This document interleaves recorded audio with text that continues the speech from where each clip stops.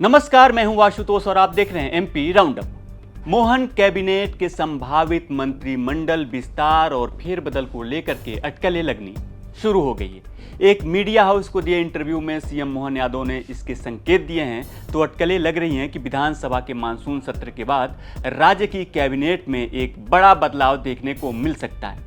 लेकिन ये फेरबदल महज मंत्रियों के विभागों का बदलाव नहीं है, बल्कि इसके पीछे 2028 के विधानसभा चुनाव और 2027 में होने वाले नगरीय निकाय चुनावों को लेकर के सोची समझी रणनीति की बिसात है। दावा किया जा रहा है कि इस फेरबदल का मुख्य आधार मंत्रियों का कामकाज और उनकी परफॉर्मेंस रहने वाला है। पार्टी के राष्ट्रीय और राज्य स्तर पर मंत्रियों और विधायकों के कामकाज की जो नियमित समीक्षा की गई है, उसी रिपोर्ट कार्ड के आधार पर निर्णय लिया जाएगा कि किन मंत्री को रखना है और किसे हटाना है।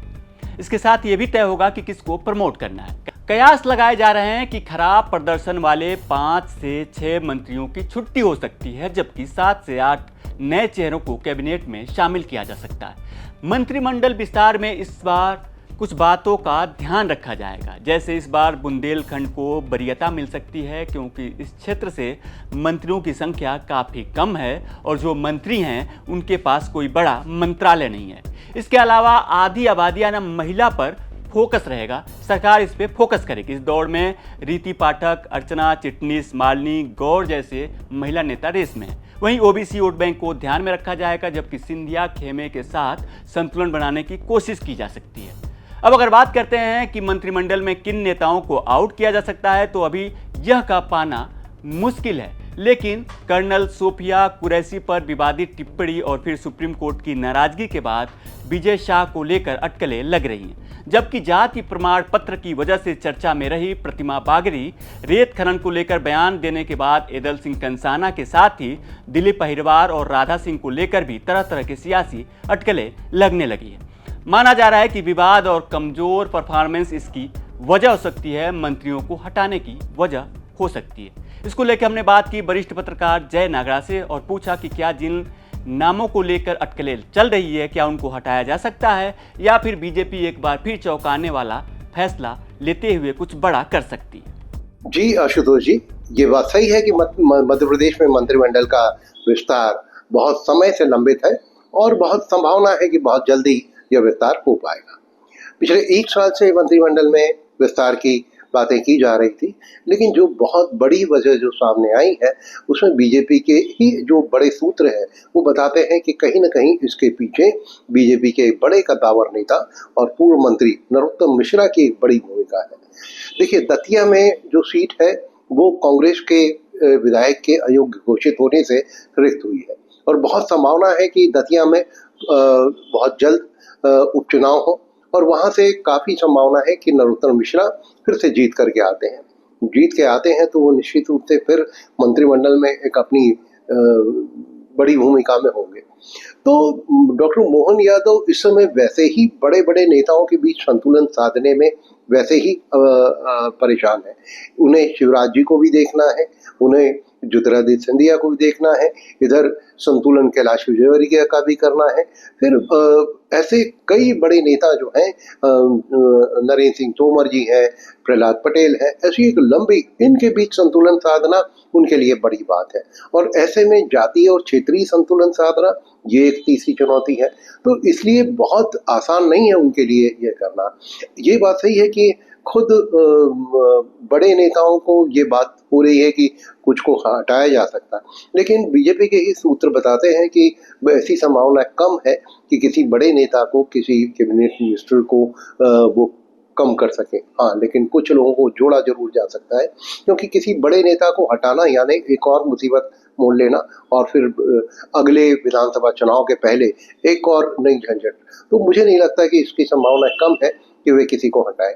जहाँ तक परफॉर्मेंस की बात है तो बीजेपी के ही लोग, एक बड़े सूत्र ने हमें नेता ने बताया कि ये परफॉर्मेंस को लेकर के हम जो मानते हैं कि ये नेताओं का परफॉर्मेंस है, दरअसल ये मंत्रियों का परफॉर्मेंस नहीं है, ये व्यक्तिगत परफॉर्मेंस के रूप में इसका आकलन नहीं है, ये उस मंत्रालय का परफॉर्मेंस है, उस ब्यूरोक्रेसी का आकलन है कि उन्हें जितनी टास्क दी गई थी वो कितनी पूरी कर पाए।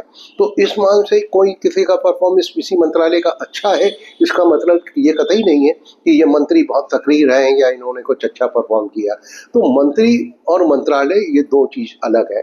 अब जैसे विजय शाह की बात करें तो विजय शाह के मंत्रालय का परफॉर्मेंस अच्छा माना गया, बेहतर माना गया, लेकिन जिस तरह के परफॉर्मेंस क्षेत्र में या बाकी जगह दिखता है तो कहीं ऐसा दिखता नहीं, और सुप्रीम कोर्ट की तलवार अपनी जगह लटकी है।